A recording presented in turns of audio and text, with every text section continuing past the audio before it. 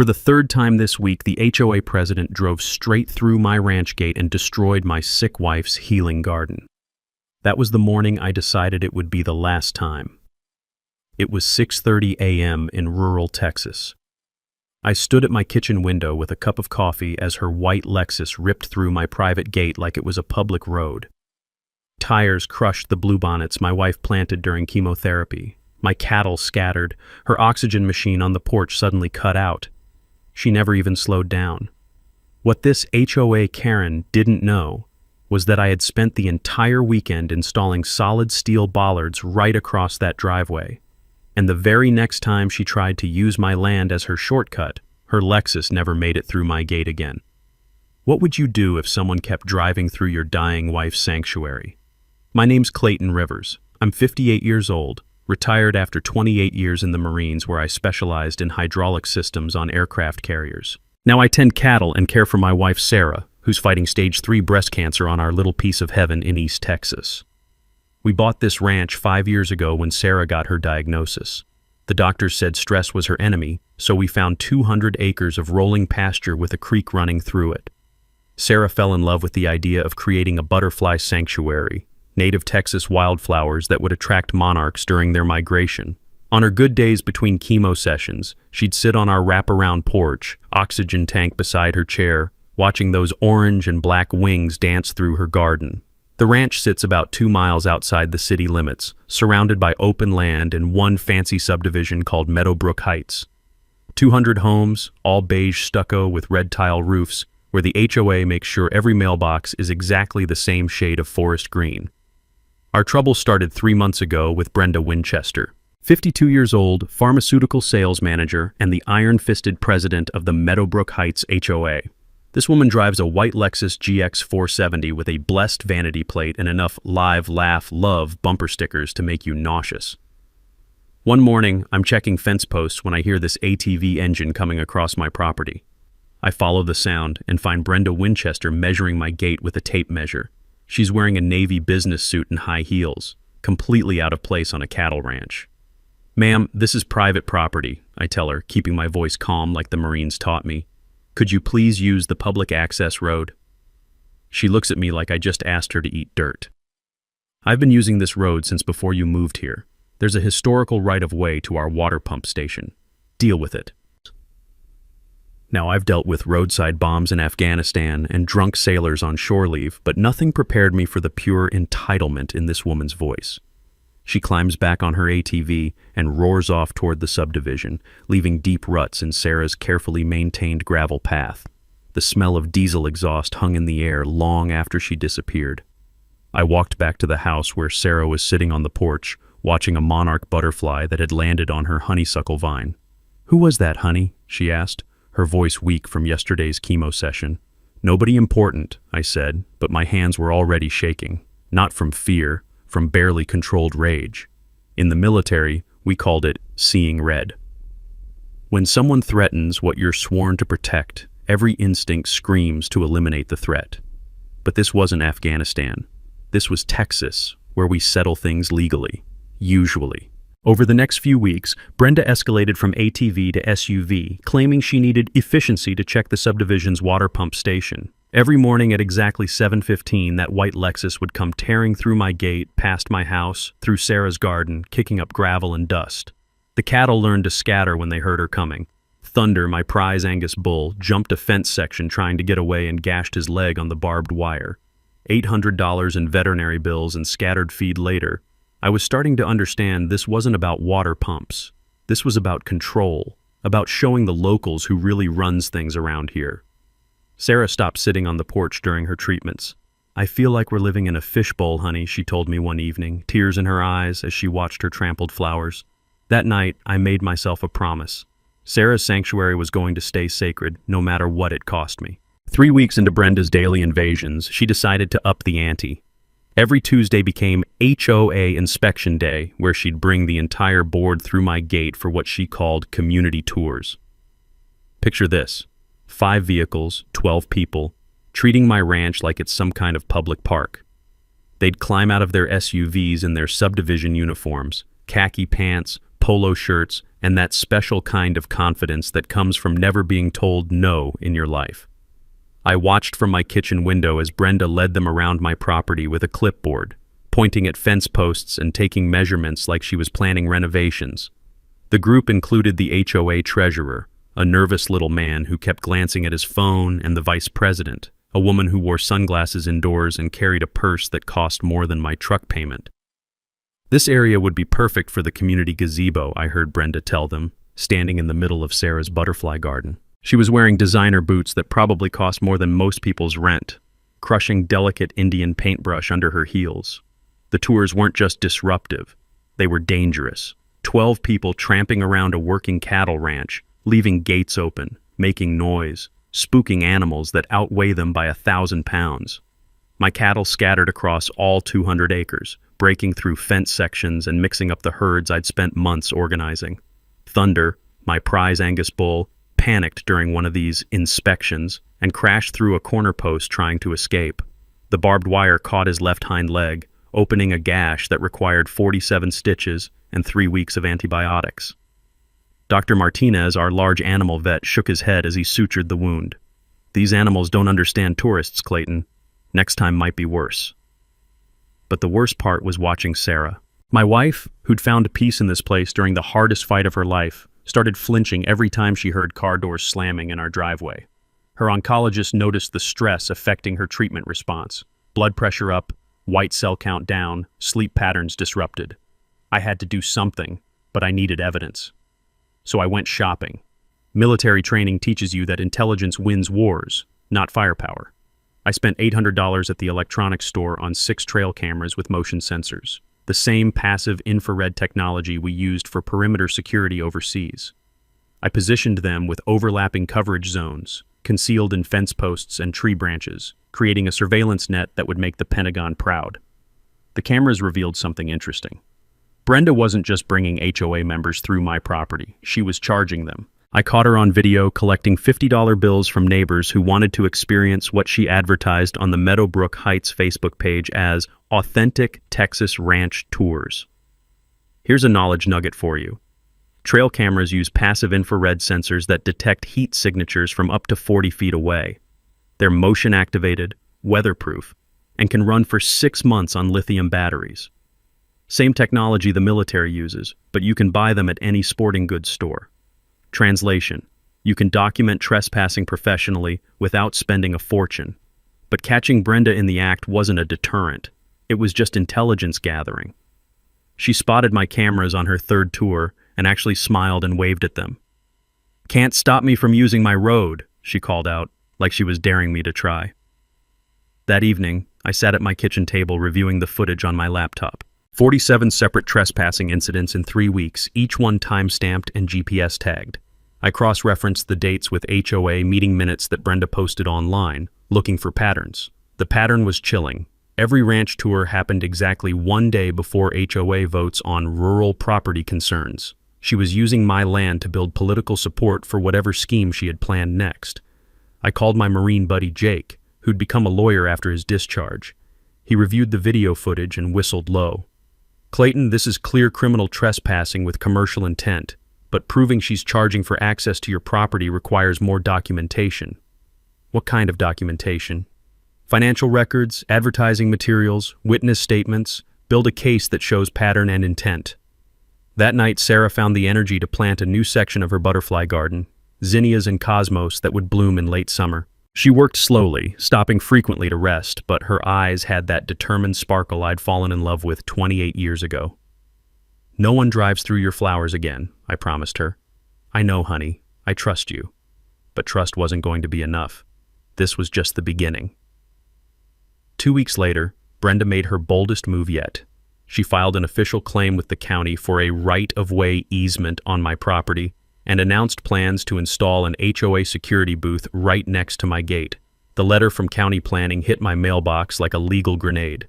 Notice of easement claim hearing, Meadowbrook Heights HOA versus Rivers Ranch property. The hearing was scheduled for the following Thursday at 2 p.m. "Community safety requires monitoring rural activities," Brenda explained to the local newspaper. "We need to ensure agricultural operations don't impact our neighborhood's property values. The immediate impact was devastating. My bank received a county inquiry about property boundaries and promptly froze my equity line of credit. Sarah's medical bills were stacking up, and we'd been counting on that credit to cover her treatments. The insurance company launched their own investigation into alleged commercial use of our ranch, threatening to void our homeowners policy. Neighbors started asking questions. "Is it true you're running some kind of business out there, Clayton?" The doubt in their voices cut deeper than Brenda's lies. I couldn't sleep that night, lying next to Sarah in our bed, listening to her oxygen concentrator cycling on and off. My hands were shaking again, the first time since Afghanistan. This wasn't combat, but it felt like war. The next morning, I hired a professional surveyor and drove to the county courthouse. If Brenda wanted to play legal games, I'd show her what 28 years of military precision looked like applied to civilian problems. The surveyor, a grizzled old-timer named Pete, used GPS equipment accurate to within 2 inches, the same satellite technology that guided artillery strikes overseas. "This is military-grade surveying, Clayton. We'll know exactly where every boundary line runs." Here's something most people don't know. Professional survey equipment uses the same GPS satellite constellation as military targeting systems. It can pinpoint property boundaries with surgical precision, and those measurements hold up in any court. Translation: when someone claims your land, get it surveyed professionally. Emotions don't win property disputes, documentation does. The courthouse smelled like old paper and disappointment. I spent 6 hours in the basement records room, photographing decades of property deeds and easement documents. Military training kicked in, systematic intelligence gathering, pattern recognition, attention to detail. What I found made my blood run cold. There were no historical easements on my property. None. The previous owner had never granted access rights to anyone. That road existed because it was convenient, not because it was legal. But here's the mini twist. The survey revealed something Brenda didn't expect. Her precious HOA water line was illegally crossing 3 other properties besides mine.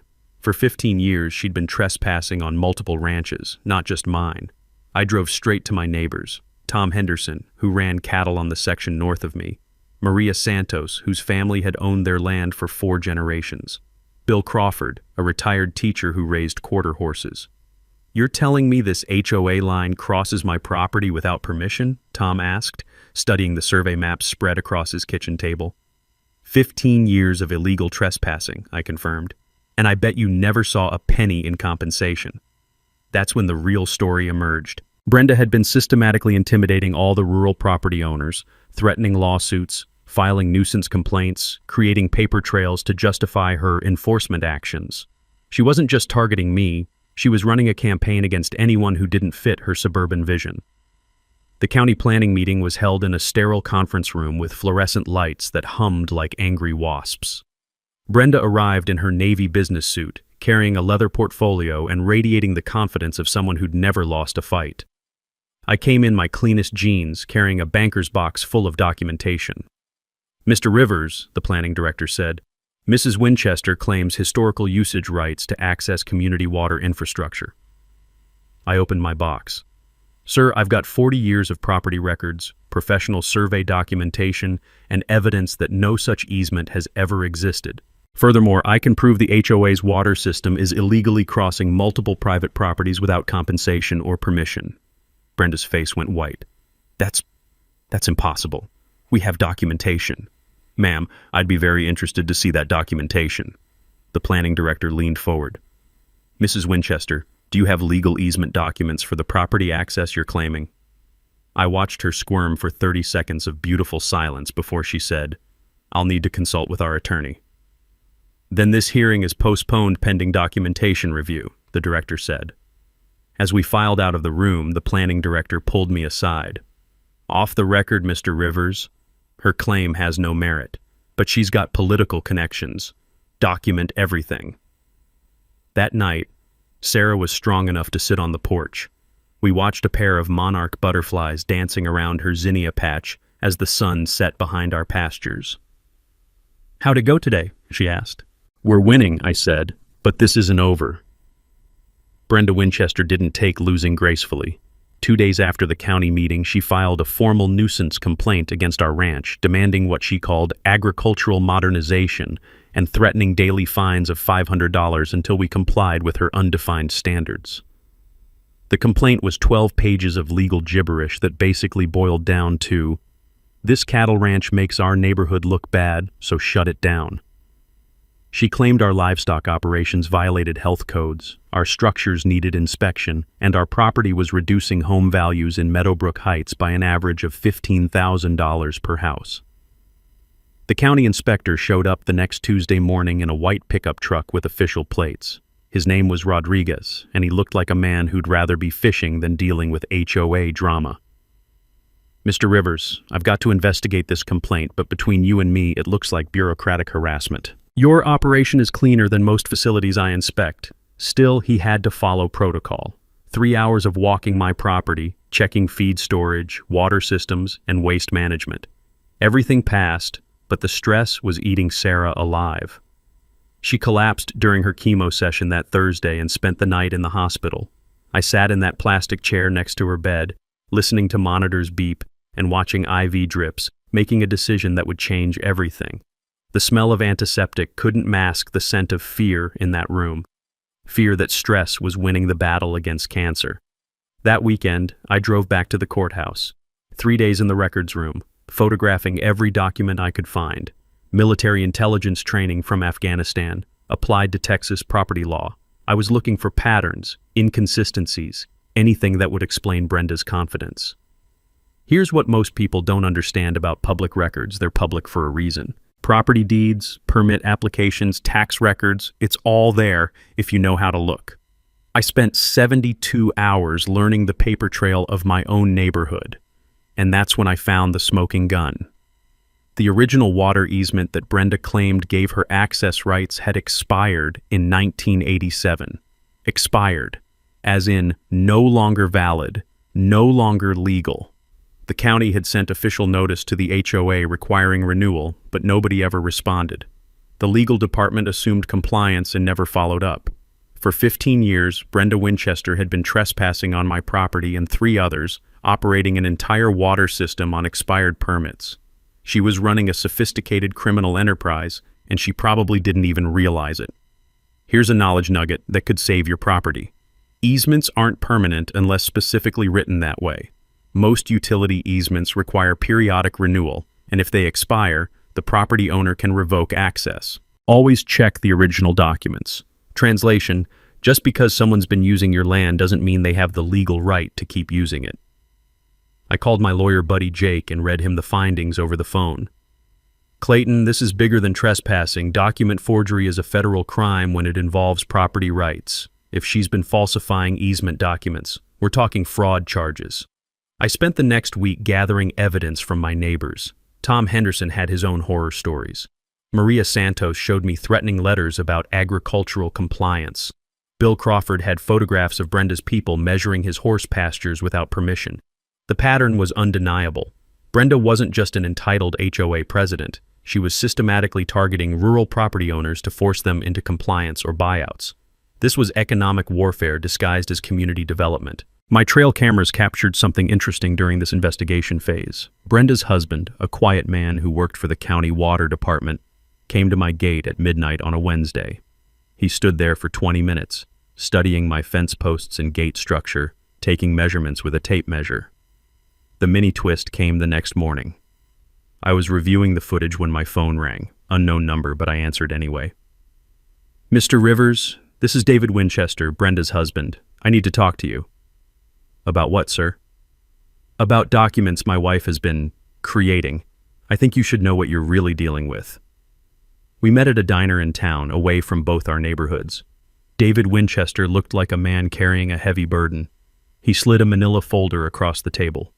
"These are copies of the original easement documents from 1987, the real ones. What Brenda's been showing the county, those aren't legitimate." Yo. Inside the folder were photocopies of the actual expired easement, the county's renewal notice, and something that made my coffee taste like ash. Forged documents with signatures, notary stamps, and county seals that had been created sometime in 2005. "Why are you showing me this?" I asked. "Because what she's doing isn't just wrong, it's criminal, and I won't be part of it anymore." That night, Sarah was strong enough to plant bulbs for next spring's flowers. As we worked together in the fading light, I told her what I'd learned. So she's been lying to everyone? For 15 years. What happens now? I looked at those bulbs in the dark soil, thinking about flowers that would bloom long after this war was over. Now we finish this. The criminal conspiracy was even worse than I'd imagined. David Winchester's documents told a story of systematic fraud that went back nearly 2 decades. In 1987, the original water easement across my property and 3 others had expired exactly as scheduled. The county sent certified letters requiring renewal applications, proper compensation, and updated legal agreements, standard procedure for infrastructure crossing private property. The HOA never responded, not a single letter, phone call, or filing. From 1988 to 2003, they operated their entire water system illegally, hoping nobody would notice or care. Small-town bureaucracy being what it is, they were right. The legal department assumed compliance, filed the paperwork in some dusty cabinet, and moved on to more pressing issues. Then in 2004, Brenda Winchester became HOA president. Smart woman, pharmaceutical sales background, understood how systems worked.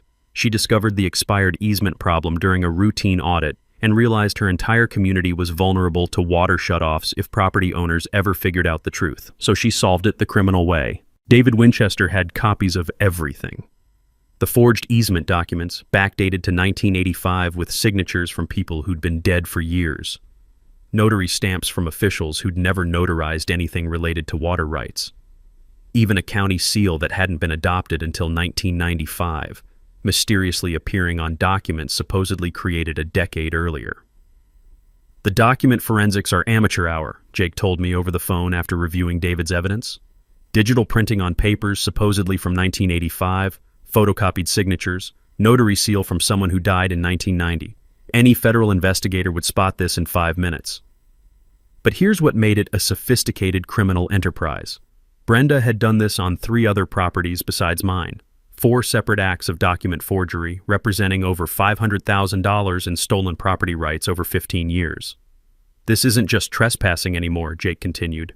We're talking federal wire fraud, mail fraud, conspiracy, civil rights violations under color of law. She could be looking at decades in federal prison. The power dynamic had completely shifted. For months, I'd been playing defense, reacting to Brenda's moves, feeling like the underdog fighting superior forces. Classic asymmetric warfare, small unit against a larger, better-equipped enemy. But now I realized the truth. I wasn't fighting a superior enemy. I was dealing with a criminal who'd been running a bluff for 15 years, hoping nobody would call her on it. David Winchester's revelation changed everything. She's convinced herself the forgeries are legal because they've been unchallenged for so long. That's her weakness. She thinks she's untouchable. The psychological profile made sense. Brenda Winchester had spent 15 years believing her own lies, surrounding herself with people who validated her version of reality. She'd never faced serious opposition because small-town property owners don't usually have the resources to fight HOA legal teams. But she'd never dealt with a marine engineer who specialized in finding weak points in complex systems.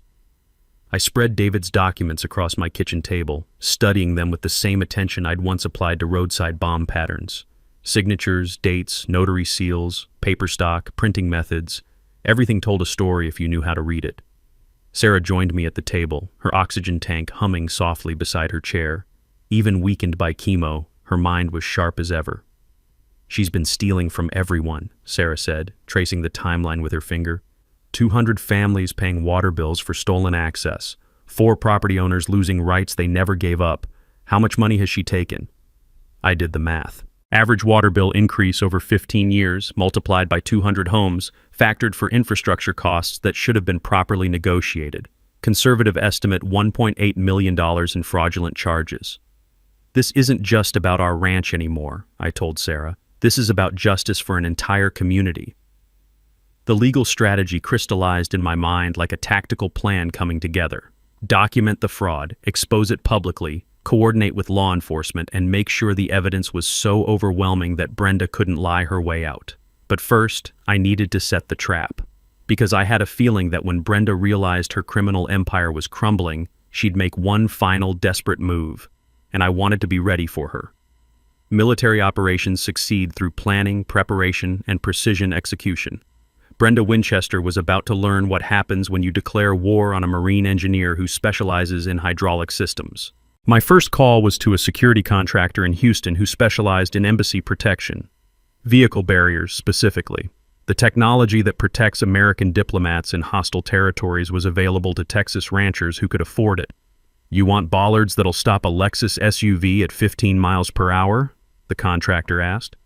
"That's easy. Question is, you want them damaged or destroyed?"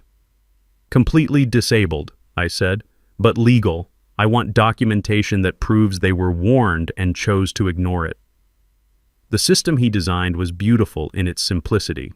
2 steel bollards, 6 inches in diameter, hydraulically operated, designed to retract flush with the ground when deactivated. When triggered, they'd rise to 3 feet in height in half a second, powered by 3,000 psi hydraulic pressure, enough force to stop a dump truck. Here's the technical knowledge you need. Hydraulic bollard systems use the same pressure principles as aircraft carrier catapults. Compressed fluid in a closed system creates tremendous mechanical advantage. A small pump can generate enough force to destroy any civilian vehicle. Translation: the technology that protects embassies worldwide can protect your private property too. The sensor system was equally sophisticated, weight-detecting pressure plates embedded in the road surface, calibrated for vehicles over 3,000 pounds traveling faster than 5 miles per hour. Motion sensors provided backup detection, and everything fed into a central controller with remote override capability. Total cost, $12,000 installed. About what I'd been spending annually on Brenda's property damage. But the physical trap was only one element of the strategy. I needed legal documentation that would stand up in federal court. Jake connected me with a prosecutor friend who specialized in white-collar crime. Jennifer Martinez had spent 10 years with the FBI Financial Crimes Unit before moving to Texas. She reviewed David Winchester's evidence and whistled appreciatively. "This is the cleanest document forgery case I've seen in years. Federal prosecutors love slam dunks like this." I filed comprehensive complaints with the county sheriff, district attorney, state attorney general, and FBI field office. Each package included the same evidence: original expired easements, forged documents, financial analysis, victim statements, and property damage documentation. The investigation timeline coordinated perfectly with Brenda's schedule. Every spring, the HOA held its annual water system inspection, inviting county officials, board members, and residents to tour the infrastructure. Public relations exercise to justify their management fees. This year's inspection was scheduled for April 15th, perfect opportunity for maximum exposure. I recruited allies systematically: Tom Henderson, Maria Santos, and Bill Crawford, the other property owners affected by Brenda's fraud. The local veterans organization who'd been looking for a good fight since the VA hospital controversy. Our County Ranchers Association, always eager to oppose suburban development pressure. Jennifer Martinez arranged for federal investigators to monitor the situation. We can't arrest her until she commits a federal crime in our presence, but document forgery gives us jurisdiction once the evidence is solid. The media strategy was equally important. Our local newspaper editor, a crusty old-timer named Pete Hoffman, had been suspicious of HOA politics for years. He agreed to investigate the water fraud story, pending a triggering event that would justify front-page coverage. I installed the bollard system on a Tuesday morning. Professional installation crew, permits filed with the county, warning signs posted according to state requirements. Private property, authorized vehicles only, security measures in place. The bollards were invisible when retracted, just 2 circular covers flush with the gravel road. But the control system in my house showed their status on a laptop screen. Armed, sensors active, hydraulic pressure nominal. High-resolution cameras covered every angle, motion-activated, infrared-capable, 4K video with audio recording, tamper-proof housing, encrypted wireless transmission to cloud storage, admissible in federal court. Sarah helped me test the system that evening, driving her small Honda over the sensors at various speeds. Below 5 miles per hour, nothing happened. The bollards stayed down. Above that threshold, warning lights activated before the bollards would deploy. "It's like a mousetrap," Sarah observed, watching the laptop display. "But for someone who's been stealing cheese for 15 years.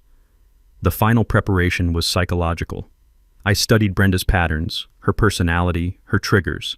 Entitled people don't back down when challenged. They escalate.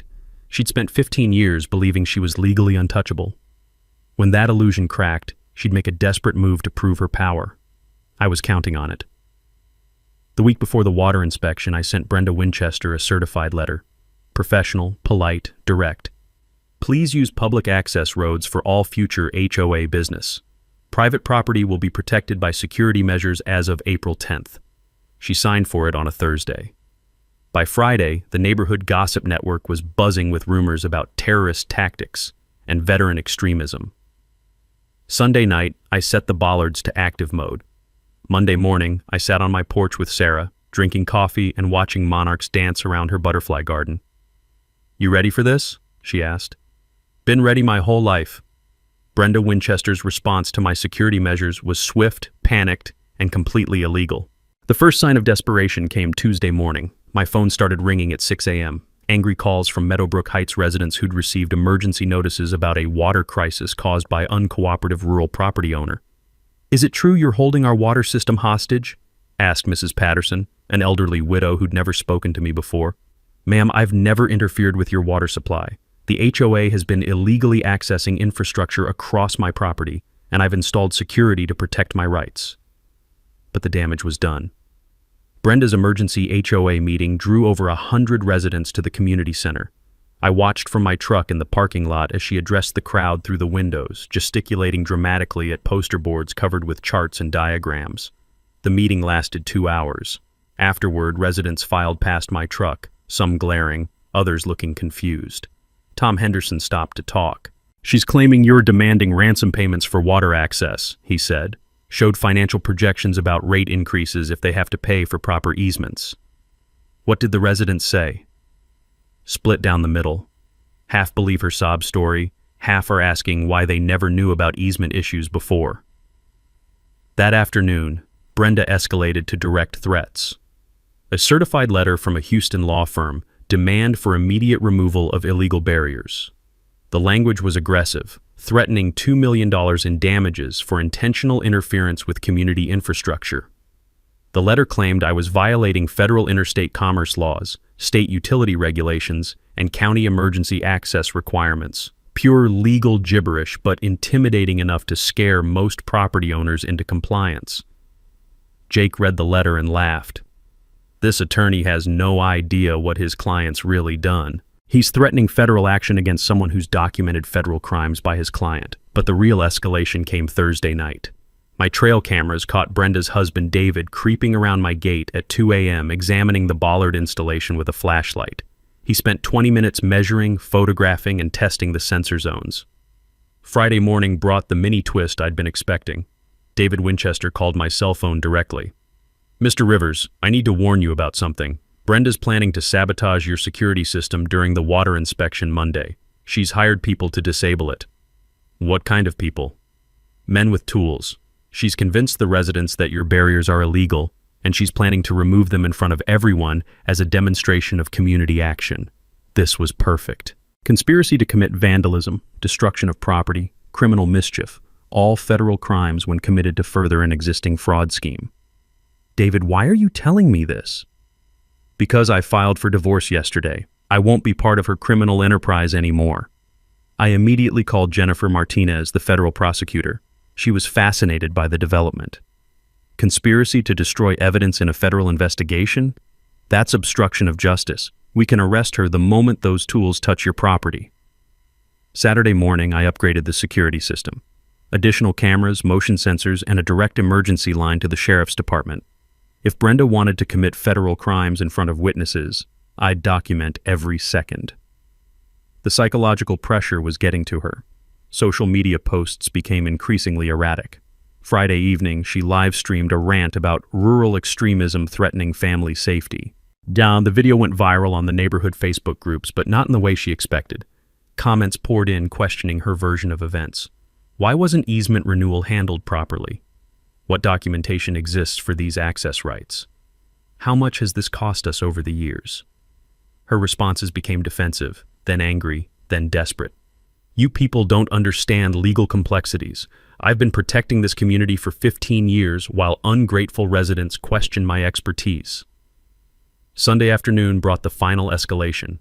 Brenda organized what she called a convoy for community water rights. 15 HOA vehicles planning to drive through my ranch simultaneously during Monday's inspection. She announced the plan on Facebook Live. Tomorrow, we're going to demonstrate that no one threatens our community's water supply. Rural extremists need to understand that 200 families won't be intimidated by one angry veteran. The video revealed everything I needed to know about her mental state: rapid speech, defensive posture, increasingly wild accusations. This wasn't strategic thinking. This was panic. Jennifer Martinez watched the live stream from her office. She's going to commit multiple federal crimes on camera in front of witnesses while live streaming the evidence. I've never seen a cleaner criminal case. That evening, Sarah and I sat on the porch, watching her butterfly garden bloom in the fading light. Monarchs were arriving for their spring migration, just like she'd planned. "Tomorrow's going to be interesting," she said. "Tomorrow's going to be justice." Monday morning arrived with the crisp clarity that only comes before a perfect storm. Brenda Winchester was about to stage the most spectacular criminal confession in Texas legal history. Her convoy assembled in the Meadowbrook Heights parking lot at 9 a.m. 15 vehicles ranging from soccer mom SUVs to pickup trucks borrowed for the occasion. Brenda had recruited not just HOA board members, but residents convinced they were fighting for their water rights. I watched through binoculars from my porch as she addressed the group like a general preparing for battle. She'd hired what she called a security consultant, a man in tactical gear who looked like he'd been rejected from every legitimate security company in Houston. The plan, according to her continued Facebook live streaming, was simple: drive through the ranch en masse, overwhelm any security systems through sheer numbers, and physically remove the bollards with crowbars and power tools. "We're going to show this rural extremist that community rights supersede individual property claims," she announced to her phone camera. 200 families deserve water, more than one selfish veteran deserves privacy. What she didn't know was that her security consultant was actually an unlicensed private investigator named Marcus Webb, who'd been convicted of fraud in Louisiana and was operating illegally in Texas. Jennifer Martinez had identified him through his license plate during surveillance. At 10:15 a.m., the convoy started moving. 15 vehicles in formation, Brenda's white Lexus in the lead, driving toward my ranch like some suburban militia heading to war. I activated the bollard system from my laptop, armed all cameras, and called the sheriff's department emergency line. 15 vehicles approaching for coordinated trespassing, federal investigators standing by. The morning air smelled like blooming bluebonnets and diesel exhaust as Brenda's convoy approached my gate.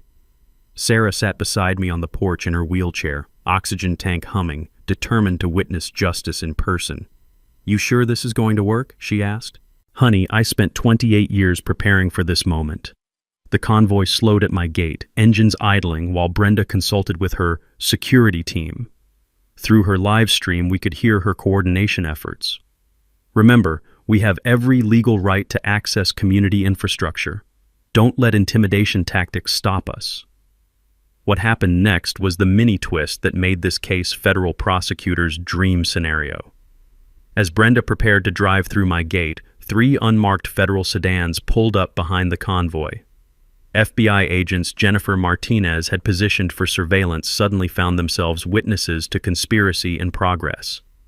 But Brenda was too committed to her narrative to back down. Seeing the federal vehicles, she assumed they were county officials supporting her position. She actually waved at the agents and announced into her phone camera, "Even law enforcement recognizes our legitimate community rights." At 10:47 a.m., Brenda Winchester accelerated her white Lexus GX 470 through my gate at approximately 15 miles per hour. The weight sensors triggered, hydraulic pressure engaged. Steel bollards rose from the ground in half a second with a mechanical clang that echoed across the county. Brenda's undercarriage met 3,000 psi of Texas justice. The impact was devastating.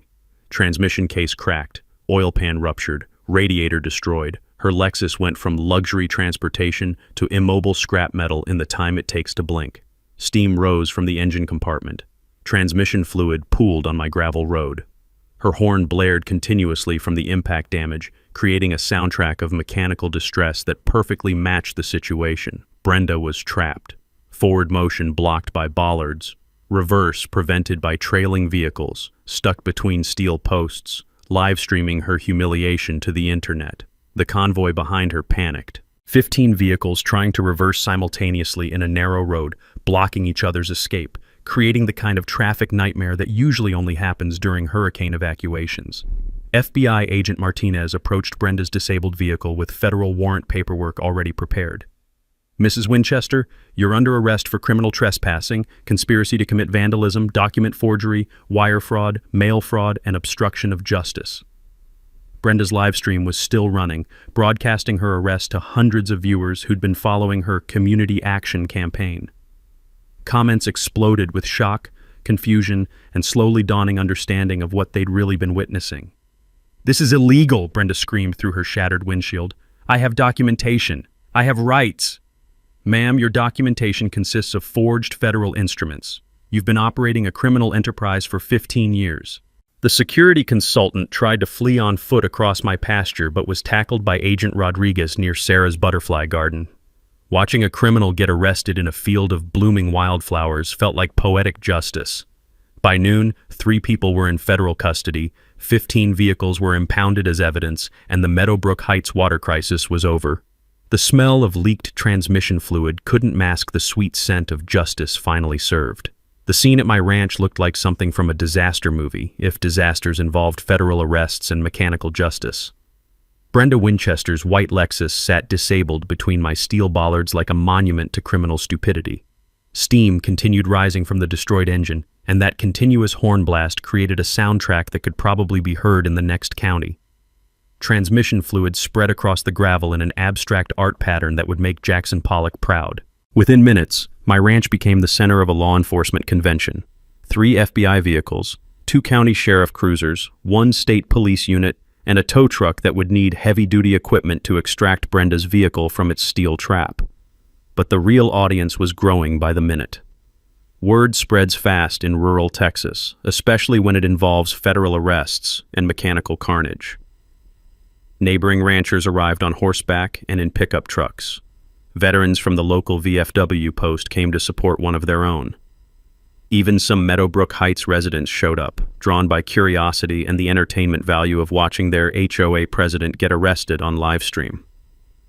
News crews from 2 different stations were already en route, having monitored Brenda's Facebook Live coverage of what she'd promoted as community action for water rights. Agent Jennifer Martinez took control of the scene with the efficiency of someone who'd done this before. She approached Brenda's trapped vehicle with federal warrant paperwork and a voice amplifier that ensured everyone could hear the charges. "Brenda Winchester, you're under arrest for violations of federal fraud statutes, specifically document forgery, wire fraud, mail fraud, conspiracy to commit vandalism, and obstruction of justice in an ongoing federal investigation." Brenda's response, broadcast live to her Facebook audience, was pure panic mixed with entitled rage. "This is illegal. You can't do this. I have community support. I have rights." "Ma'am, your rights don't include forging federal documents or trespassing on private property." The crowd was growing. Tom Henderson arrived with Maria Santos and Bill Crawford, the other property owners affected by Brenda's 15-year fraud scheme. Local veterans formed an honor guard around Sarah's wheelchair, ensuring she had front-row seats to justice being served. Here's when I delivered my mic drop moment. Walking calmly to the disabled vehicle, I handed Agent Martinez a complete evidence package I'd prepared for this exact situation. "Agent Martinez, this folder contains 15 years of documented fraud, including forged easement documents, financial analysis showing $1.8 million in stolen property rights, and video evidence of criminal trespassing." I paused to look directly at Brenda through her broken windshield. "Ma'am, this is what happens when you declare war on a marine engineer." The crowd erupted in applause. Sarah's oxygen tank couldn't mask her laughter. Even some of the federal agents were grinning. But the real theatrical moment came when I activated my ranch's digital billboard, a purchase I'd made specifically for this day. The message was visible from the road and perfectly framed for news cameras. "Water easement forged, 2005, 15 years of criminal fraud, evidence available to media and investigators." Below that, side-by-side images of the original 1987 easement and Brenda's forged documents, with circles highlighting the obviously falsified signatures and impossible dates. The visual impact was devastating. 200 Meadowbrook Heights residents realized they'd been paying inflated water bills to fund a criminal enterprise. The evidence was so clear that even non-lawyers could understand the fraud scope. News cameras captured everything: the destroyed Lexus, the federal arrest, the evidence billboard, and the growing crowd of witnesses. This was going to be the lead story on every local news station. Marcus Webb, the fake security consultant, provided additional entertainment by trying to escape across my pasture and getting tackled near Sarah's butterfly garden. Agent Rodriguez was practically laughing as he applied handcuffs. "Sir, you're under arrest for unlicensed private investigation, conspiracy to commit vandalism, and being really bad at running." The tow truck operation required special equipment. The Bollards had to be hydraulically lowered to extract Brenda's vehicle, which revealed the complete destruction of her undercarriage, $75,000 of German automotive engineering, reduced to scrap metal by $12,000 worth of Texas justice. As they loaded her destroyed Lexus onto the flatbed truck, I couldn't help but notice the irony. Her blessed license plate was now bracketed by bollard scratches, and her "Live, Laugh, Love" bumper sticker was hanging by one corner. The crowd stayed for over an hour, watching the evidence collection, talking to reporters, and sharing stories about 15 years of HOA harassment that finally made sense. This wasn't just about one criminal. It was about a community discovering they'd been victims of systematic fraud. Sarah squeezed my hand as the last federal vehicle left our property. "Think it's over?" I looked at her butterfly garden, where monarchs were landing on blooms that would never be disturbed by unauthorized traffic again. "Honey, it's finally over." Justice moved surprisingly fast once federal prosecutors had video evidence of crimes committed on live stream. Brenda Winchester pled guilty to 7 federal charges 3 months later, accepting a plea agreement that included 4 years in federal prison and $2.3 million in restitution. Her attorney advised her that fighting the charges would only result in additional conspiracy counts and a longer sentence. The evidence was overwhelming: forged documents, video confessions, financial records, and witness testimony from her own husband. David Winchester received immunity in exchange for cooperation, providing prosecutors with insider details about 15 years of systematic fraud. Marcus Webb, the fake security consultant, got 18 months for conspiracy and operating without a license. His criminal record in Louisiana revealed this wasn't his first attempt at privatized law enforcement. The HOA board dissolved completely within 2 weeks of the arrests. Emergency elections brought in new leadership that immediately negotiated legitimate easement agreements with all affected property owners. My ranch received $5,000 annually for legal waterline access, fair compensation that should have been paid decades ago. The class action lawsuit representing 200 Meadowbrook Heights residents settled for $1.8 million, recovering 15 years of overcharges for fraudulent infrastructure costs. Each family received approximately $9,000, plus legal fees covered by Brenda's seized assets. Sarah's medical bills, which had been mounting during the stress of our legal battle, were completely covered by donations from the Veterans Organization and settlement overflow funds. Her oncologist reported that removing the stress dramatically improved her treatment response. My Bollard system became a neighborhood attraction. Property rights attorneys from across Texas visited to study the installation, and I started consulting part-time with other property owners facing HOA harassment. Turns out there's a market for military precision applied to civilian property defense. The Spring Water Festival launched 6 months later, funded by settlement money and designed to celebrate legal water access and community cooperation. Sarah's butterfly garden became the festival centerpiece, attracting monarch researchers from the state university who established a permanent observation station. The festival also served another purpose: education. Displays explaining property rights, easement law, and document authentication helped residents understand how they'd been victimized and how to prevent future fraud. Relations between rural and suburban residents improved dramatically once everyone understood the real story. The new HOA leadership partnered with local ranchers for educational programs, connecting suburban kids with agricultural heritage and environmental conservation. Sarah's health improved remarkably with the stress removed from our lives.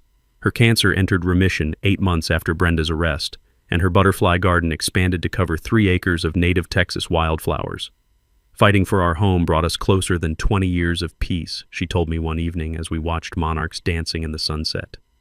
The legal victory established important precedent for property rights in Texas.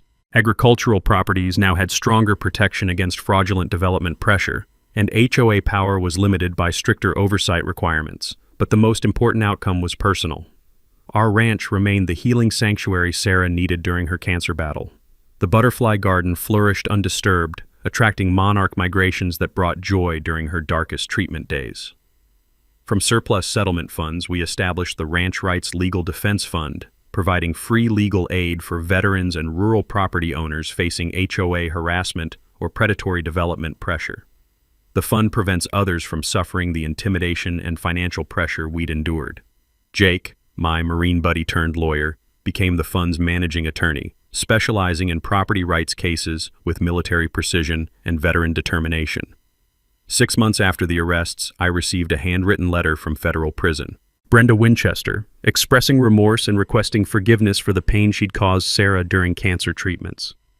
I showed the letter to Sarah, who read it thoughtfully before responding, "Forgiveness is for our healing, not her redemption. I forgive her, but consequences remain." The Bollards are still active, though they've never needed to engage again. Word spreads quickly in rural communities about what happens when criminals target the wrong ranch. But that's not the end of the story. 3 months later, another Karen from the next county over tried to claim mineral rights under our land, armed with similarly fraudulent documentation and entitled attitude. Big mistake. If you've got an HOA nightmare story, share it below. I read every comment and respond to questions about property rights defense. And hit subscribe because these Karens never learn, and apparently neither do I. The Ranch Rights Legal Defense Fund is always looking for new cases where military precision can serve civilian justice. Remember, your property rights are worth fighting for, and documentation beats intimidation every single time.